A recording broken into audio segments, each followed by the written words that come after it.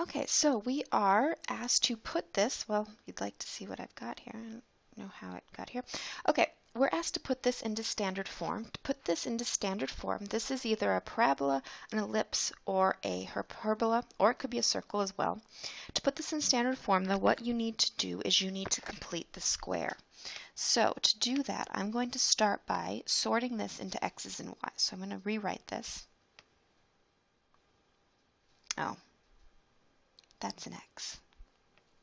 Okay, plus 4y squared plus 8y minus 23. So that's my first step, okay, is I just rewrote this so that my x's are together, my y's are together. Then what I'm going to do is I'm going to move this next door. I'm going to leave myself some space here. Actually, no, I'm not, because I have another step first. Now, if you remember from completing the square, one of the things you needed to do was you needed to have the first term 1. So I'm going to, in this, right here, I'm going to pull out a 9, and over here I'm going to pull out a 4. So just among this, so 9 minus 2x plus 4, y squared plus 2y equals 23. Now, if this had been a negative 4, I would have pulled out a negative 4. So I want this completely positive, so I need to pull any signs, any coefficients with it. Okay?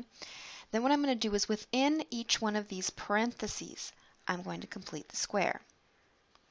So over here, this is plus a negative 2 over 2 squared plus 4y squared plus 2y plus 2 over 2 squared. I'm running out of room here. Then what I've got going over here is what do I have to add here? Okay, well, this is negative 1 squared, which is 1, but it's times 9, so I'm actually adding a 9. And here, 2 divided by 2 is 1, 1 squared is 1, times the 4. So probably the easiest mistake to make right here is to add this number to the other side, but forget that it has to be multiplied by this number out front. So now I'm going to sort all this, see what I got here.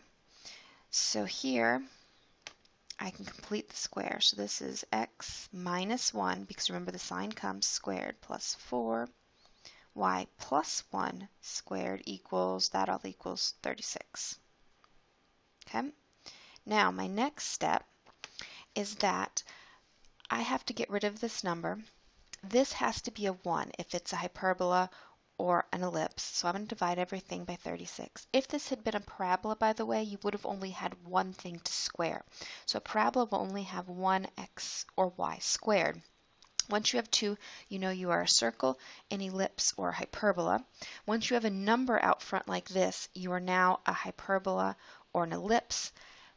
This is positive, it's an ellipse. Had it been negative, it would have been a hyperbola. So those are kind of your keys you're looking for. So I'm going to get x minus 1 squared divided by 4 plus y plus 1 squared divided by 9 equals 1. And there's my standard form of an ellipse. Now I could turn around and graph this. This isn't hard. This is the same steps you do for completing the square. The difference is you do have to watch a lot more pieces, especially when you have to pull a coefficient out. It's really easy to get some arithmetic errors in here, to forget parts, get them left behind.